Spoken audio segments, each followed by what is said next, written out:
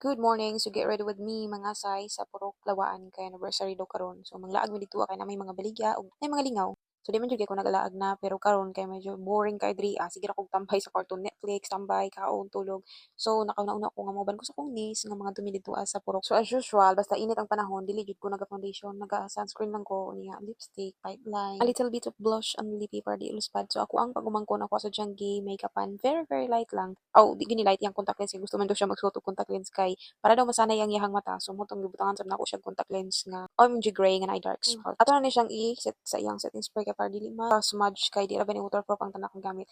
Unya magmotor mi diri kay grabe jud kay ni karong nga panahon. Pero napoy time nga mura siya bulandong gyud siya totally init kalimot gyapon. So ang akong naabtan diri is kaniya lang yung sabaw. Pero fights gyapon kaayo kay lingaw man gud nya maabi-abihon ng mga tao diri and medyo naulahin na pud mi ba kay nadawat lagi sa makeup lagi. Di ko nimo kaagwawoy pero daghan pa gyud kay sudan diri para sa katong pwede mo kaon. Na kami kay bawal man sa mga aso diri lang sa bawo. Pero okay ra kayo no wa problema kay ang among gianhi diri is lingaw.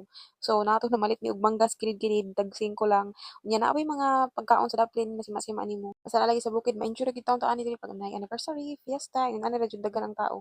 Kay busy man gyud in taon sa tagsang kapangyanabuyan mga uma. So di na pa yung dugay kay madto pa mi og kalapagan. Ang tuyo ginamon diri is magkuha ra og parcel unya kay pamaning abot ang isa. So isa ra ako magkuha ning largo lang mi kalapagan para maghalo-halo mi og mag fries.